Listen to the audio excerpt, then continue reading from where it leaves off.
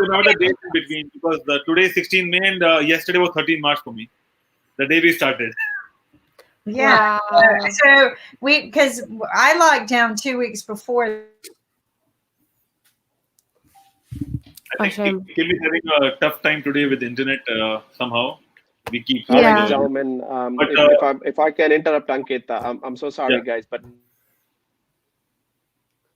you're gone. So I'll play Alexandra's show coming up tomorrow at 3 p.m. So I'll just play the teaser and then we'll get there. I ain't no typical girl.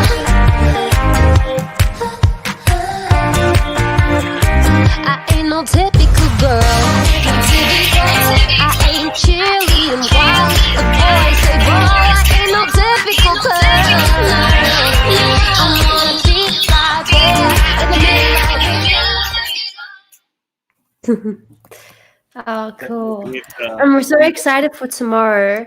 We've got like a music / cinematography week. So we've got some actors that do a lot of film as well. And because music is, I've always said, and people have always argued with me, and you can argue with me for sure, but I always feel like music is like really good jam. Okay, it's not. You can't really have jam by itself. Like to have a teaspoon of jam is weird, but to put on a great piece of fresh white bread, that jam just elevates that bread, right? And I feel like music somehow elevates, makes a moment being the piece of bread special, or a drive, a road trip, a show, a movie, all those little bits and pieces. So I believe music is one of those little spiderweb things that keep everything together, you know. So I'm excited to talk to these guys. We've got Wesley Elder, who is an actor / producer / director, and he also started out in musical theatre, which I found out the other day because we were chatting online. So he's in for tomorrow.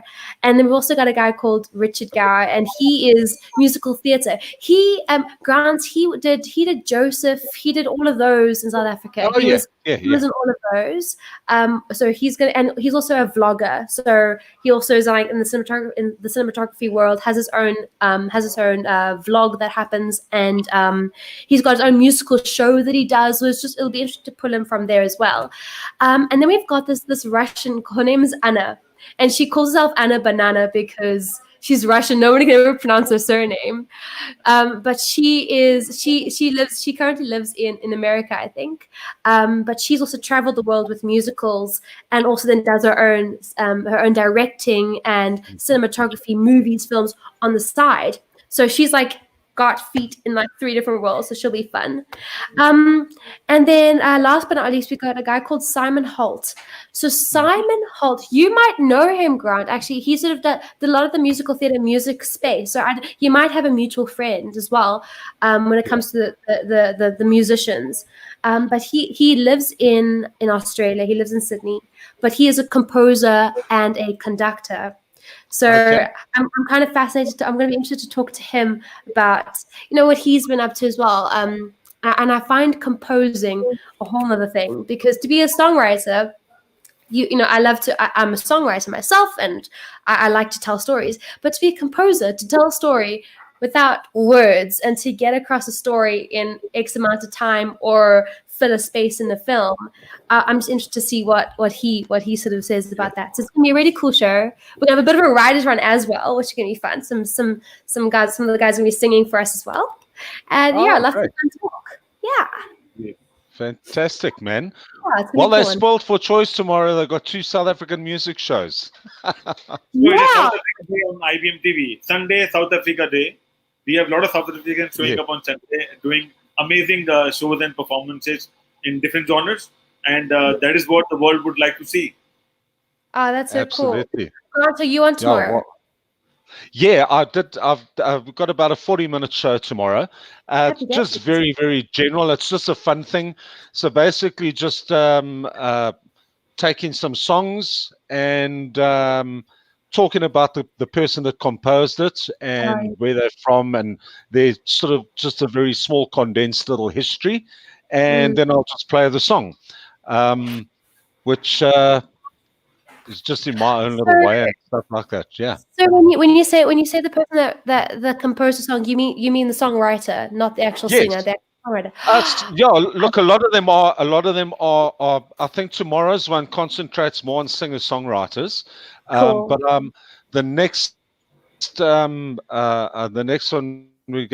the next show we're concentrating a lot on the songwriter, because there's so many great, people go, wow, there's this beautiful hit song that's well known all over the world, and the composer's not the famous person, and as you know, Alexandra, there's a lot of those people around. The guys that write the songs, and they just right there far in the background, So, and nobody recognizes them. I know back in the day when I was starting out, like when you're a kid, you don't even think about these things, and you just think, oh, it's a great song. You love the singer, and what they must have gone through, what turmoil they must have gone through to pour this onto a piece of paper, and then you realize the magic behind it, and that's being a singer-songwriter, being a songwriter itself. It's a whole other skill, and it's a gift that not many people understand or appreciate, for one, so I'm really glad that we get to highlight that.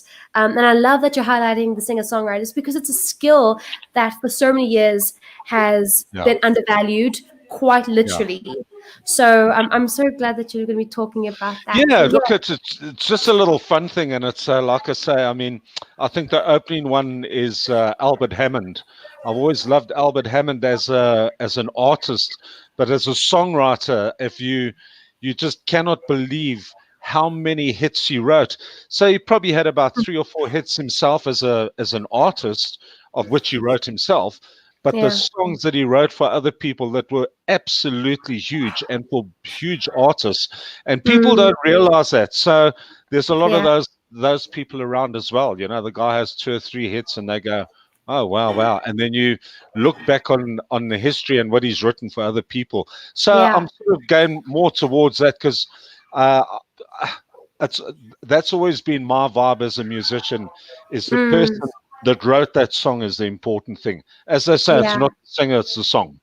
And so that's basically, but it's just a fun little show. I've sort of just sit here and I'll tell you a little bit about it, do the song, and then move on to the next one and talk about 1 or 2 other little things. But yeah, it's just a all-round general relaxed fun thing, and also looking forward to people sending some requests and stuff and saying, okay, I'll try that one, and but we're going to have fun. And sort of similar to you, Alex, I've got next week's show also featuring some other South African artists that will be doing also artists and songwriters of their choice and interpreting those songs. So it won't be them doing original stuff. It'll be them doing the cover thing and why they like that song and what they know about the writer and that type of thing. So it gives an insight to how our little brains think.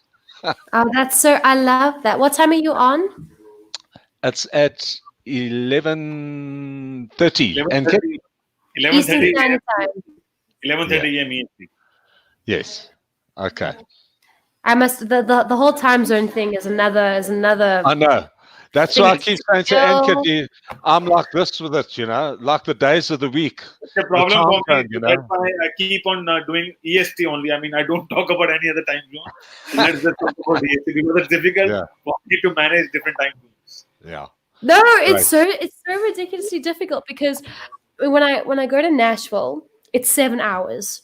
Nashville is 7 hours behind home. And I always know if I call my mom at like 8 o'clock or 7 o'clock in the morning, she's going to pick up because it's going to be afternoon and we'll have a whole lot to talk about, So I know like that. And then to get EST into my head that it's 6 hours, but then I'm talking to somebody in London and I've got to convert the time for them.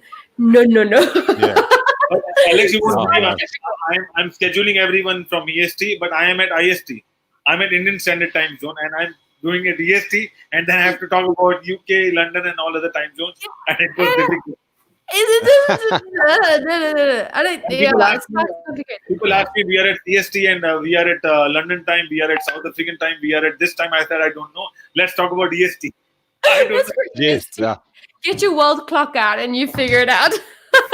Yeah. Actually, my daughter lives in the UK, and her fiance have got on their kitchen wall. And I just think it's fantastic. They've got 6 clocks up there because he's got family in Australia. So they've got Australian time, South African time. They've got friends in America. So they've got all these clocks on the wall, like they used to in the old like studios. And it looks fantastic. And they've done it, that nice big clocks, and then with the name printed under each clock. So every time we Skype or FaceTime or whatever, she goes, "There, Dad, I can see, I know what time it is," type of thing. Even though they only two. I would like to welcome Dr. Arthur with us. And Dr. Arthur, we have 2 South African musicians, Alexandra and Grant Edmund. They are fabulous and they are beautiful in their music, and they do their shows on Sunday, 11:30 a.m. EST and then 3 p.m. EST. Well, very nice to meet you too. I was interested in listening in because I have several patients and friends who are composers, and you mentioned how everybody knows the artist in the front, but nobody knows the composer in the back, and they deal with that issue, but they're okay with it because as long as they're making the money and getting the credits and writing great music, they've got good work ahead of them. What's amazing is how quickly Disney picks up some of these composers and puts them in the forefront, and they get part of this machine, and they have to sign these contracts that say they can't do anything else. Yeah, exactly. So it's good to hear some composers do not compromise that. And, what's amazing is to hear what new music's coming out during this whole quarantine, because it really allows you to be introspective. But the greatest thing about the music that you guys produce and make is we just had Mother's Day last Sunday here in the United States.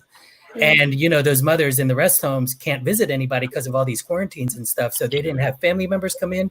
But when you play music for them, you see their light, it's the jam you were talking about on the white bread.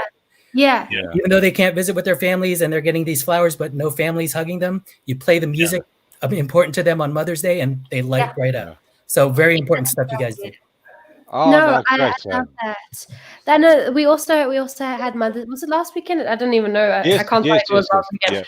We had Mother's Day sometime, and I love. I think it's very sad, and I did think about all the parents that couldn't be with their kids, the elderly folk who are sort of wanting to still stay quarantined, and the kids want to stay away from their parents. So it's one of those bittersweet days. But you're right, there are ways of, and Kim always says this.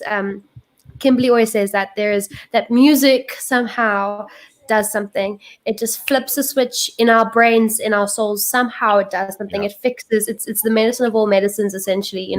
It calms you, it heals you, it makes you happy. It's it helps you work through pain. So I really hope that we should actually build a playlist. We should do a playlist. And on songs that we believe are the best quarantine songs of the time that you need to feel good and get through this time. I think we should work on that playlist, Grant. Well, I think that's a good idea. We need Dr. Arthur's help to plan the playlist. Well, that's the thing. I already have the playlist because I don't know if you know, but my other thing I do is I'm a DJ. I've been DJing since I was 18. So I have a Mixcloud show every Saturday EST, so you guys know. But at 8 p.m., I play music so that my patients and my friends are okay with quarantine, and I play what they request. And I've had a quarantine playlist, and I put music together for the people who feel lonely. So tonight is mellow hip hop night. So, fantastic, man. That's great. So Dr. Arthur, we need to produce it on IBM TV. Well, I'll record it, but I don't want to pay all the royalty fees and all that other stuff that goes along with DJing. Yeah. No, that's amazing. I love that you're that you're a DJ. It's like so juxtaposed. I love it. I think it's awesome. You're so cool. Well, I've tried to be a Renaissance man with medicine, business, music, art, creativity. So I want to be as well-rounded so I understand my patients better than ever. Yeah, well, that's a good thing. I'm sure in the medical profession, I'm sure that the music is not just a medical profession, but I just think music is probably the best healer of most things because it just talks to your soul, whether you're lonely, whether you're happy, whether you're sad. That's what it's there for. I think people like myself and Alex are so blessed to do this for a career and a living. I mean, I've been doing it for 36 years now as a career, and you know what? There's been some hard times in this business, as you know, Alex, but I wouldn't trade that for anything in the world, eh? I really wouldn't. You're extremely blessed.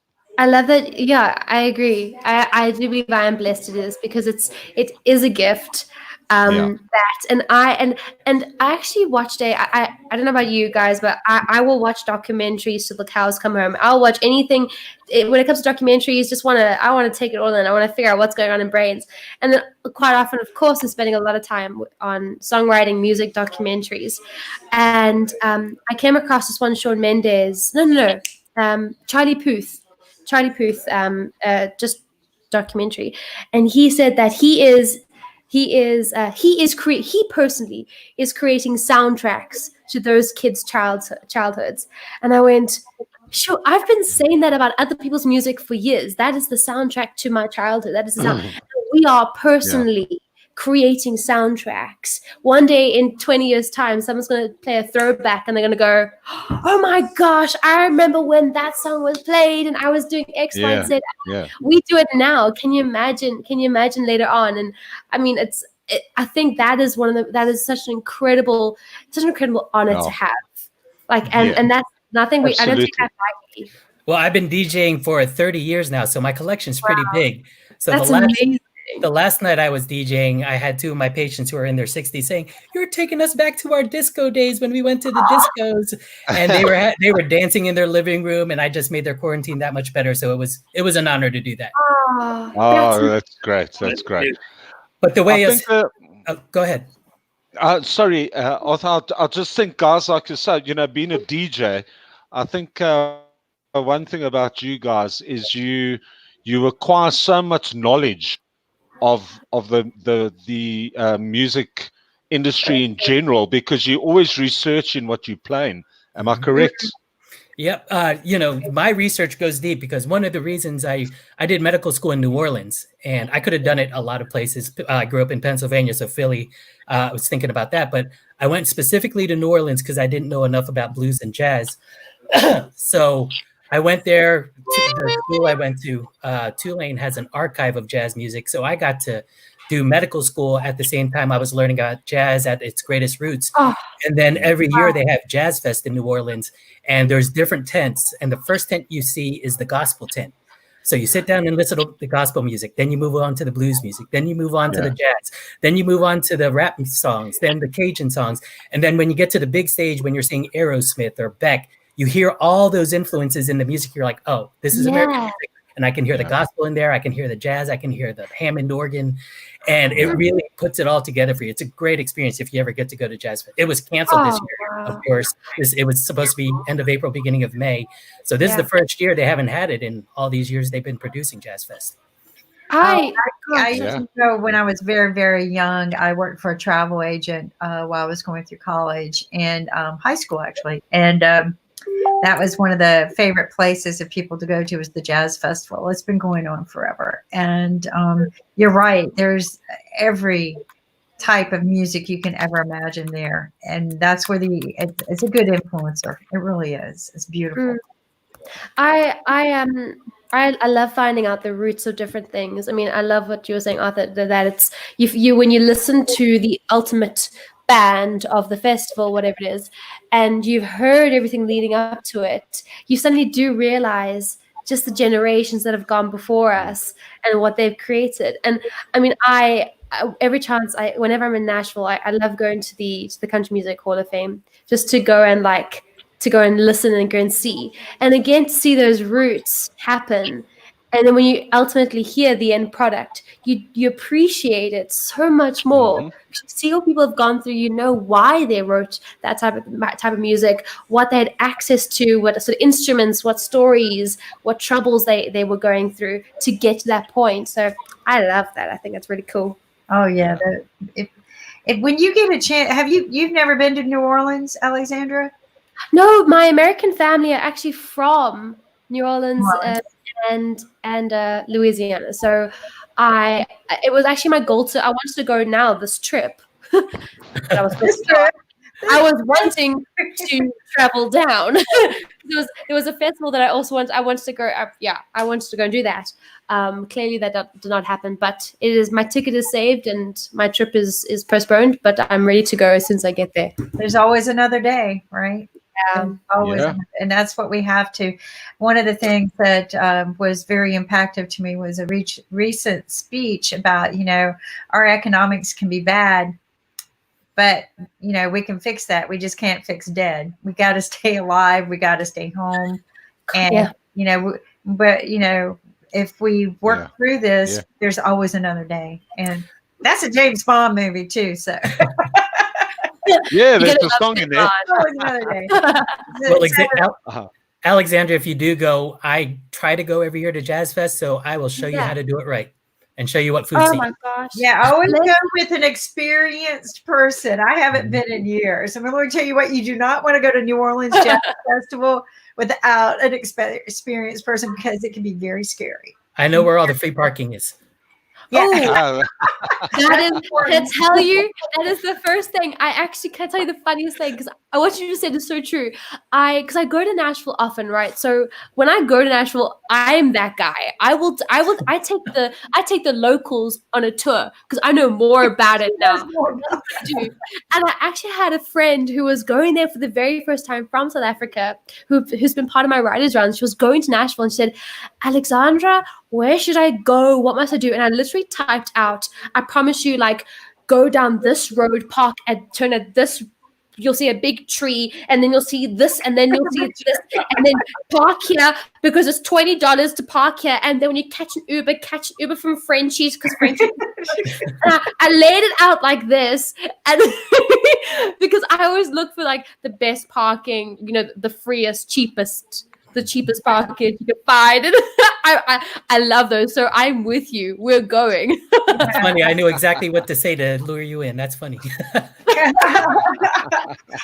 Free parking. You had me free parking. Parking. Yeah. And once you get down there, there's just so much to see. So when you go with someone who's been more than once, you'll definitely get to see it all. That's the problem. You know how you were saying when, we got all this time off. I'm going to get everything done at one time. When you go to New Orleans, you want to do everything at one time. But if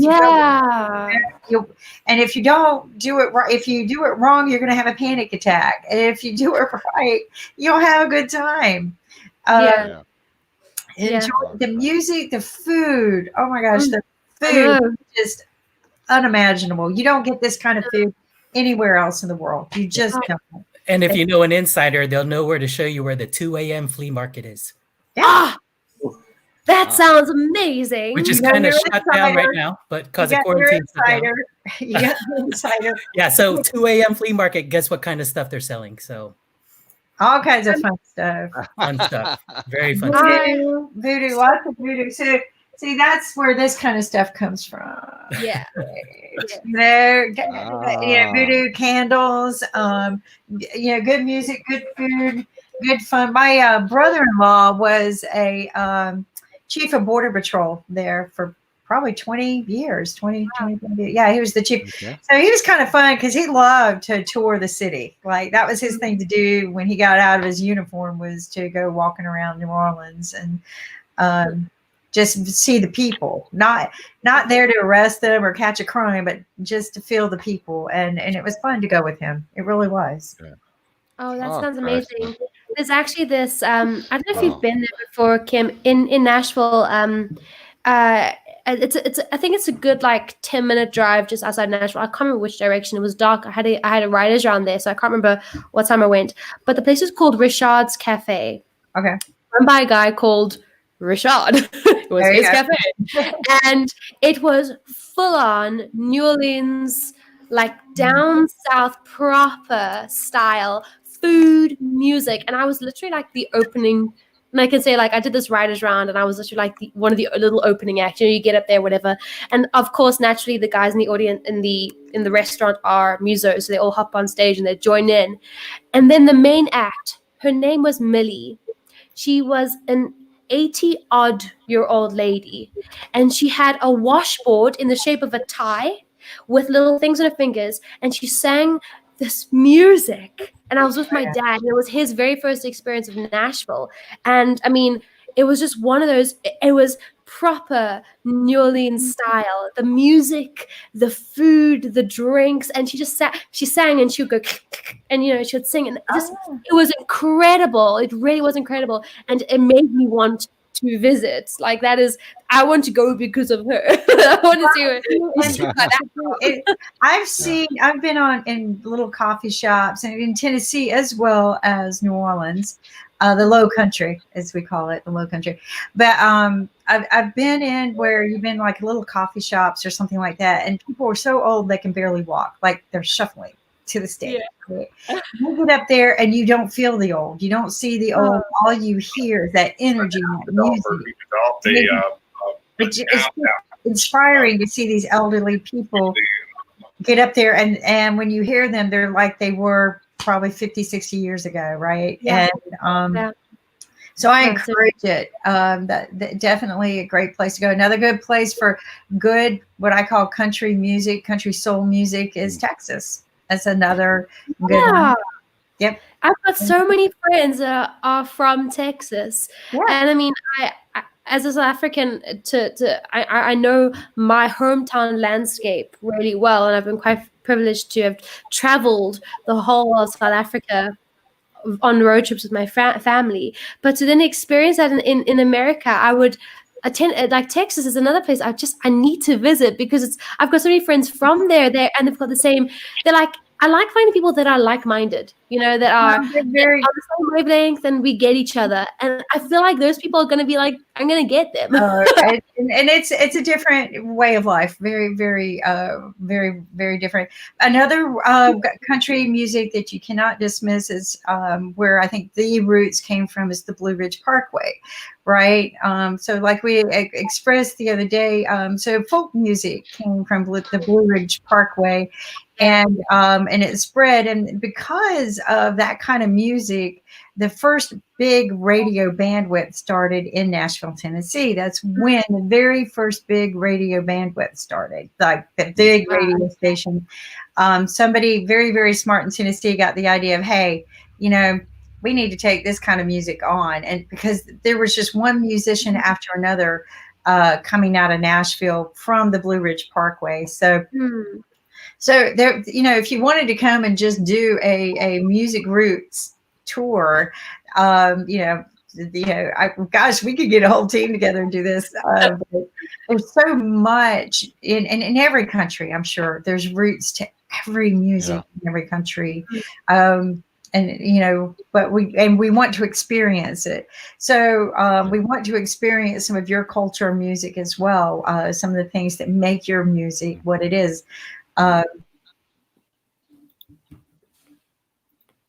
He's having a difficult time with internet, and that's what's happening. Keep on happening, going down and that.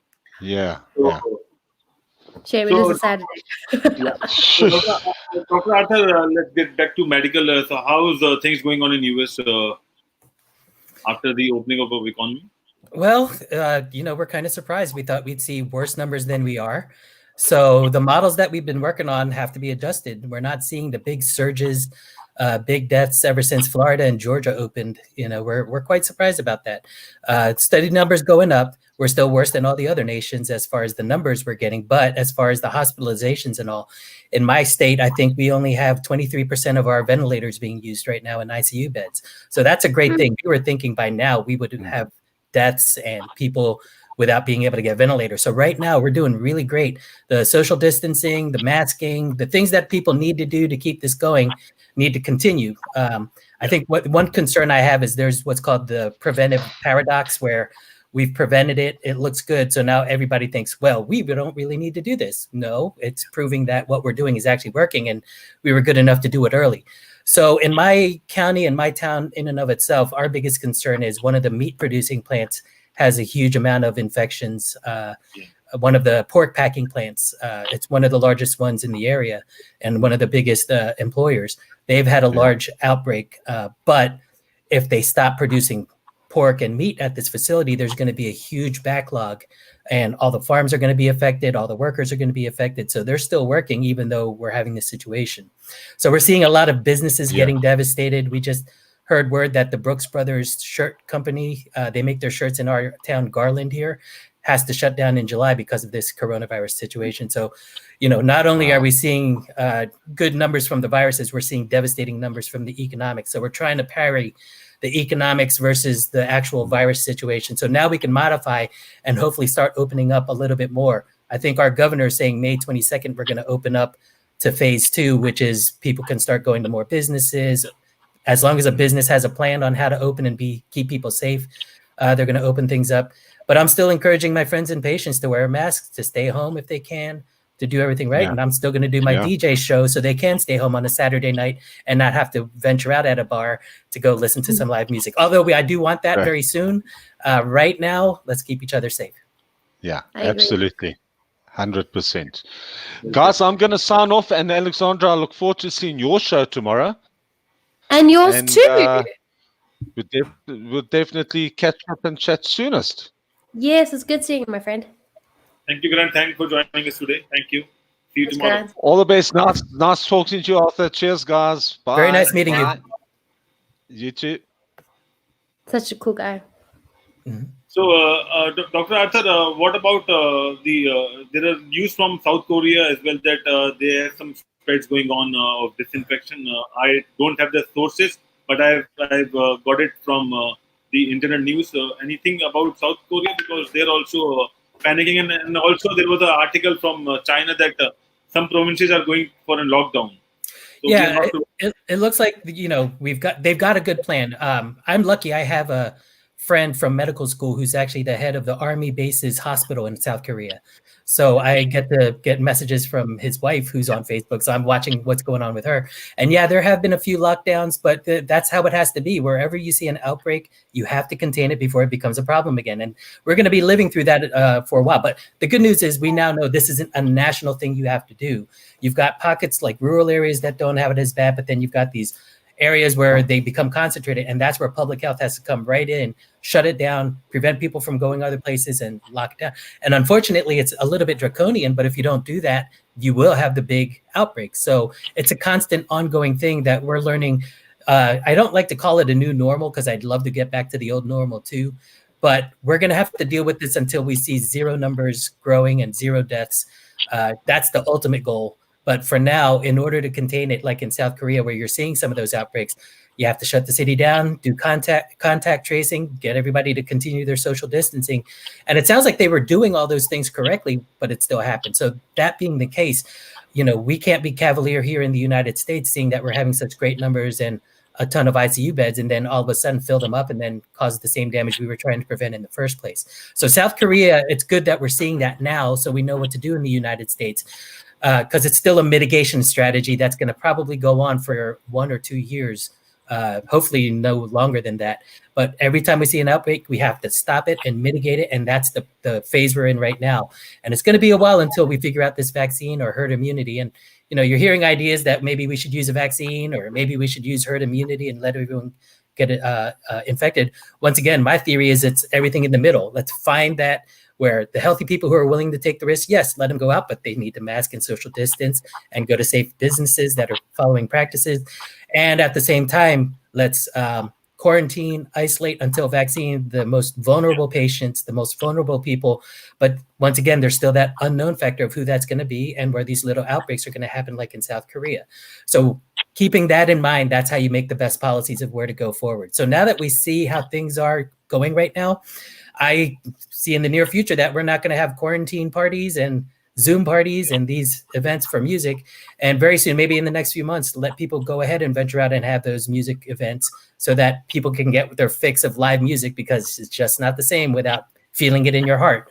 That'll be fairly soon, but it has to be done in a safe way. So I think we're coming up with good policies.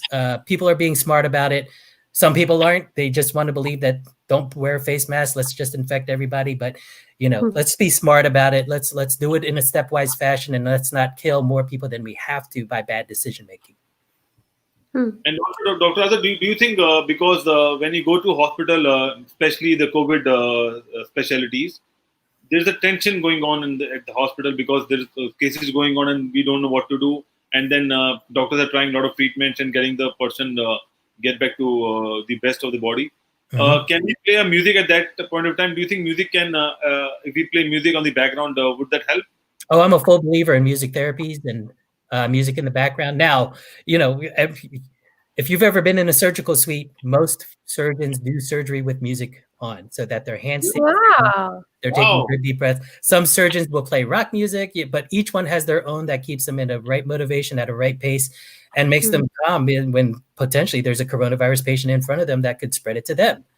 So all things considered, we know how important music is in medicine. We've already seen the Alzheimer's studies where you play music for an Alzheimer's patient and they're back to their old days and, lighting up instead of sitting there and, droning out, which is happening more often because they're so isolated right now. When you play their music for them, they light up. So music is very important. Now, in the hospital setting, of course, it can't be a distraction. So you don't pump it through the whole hospital.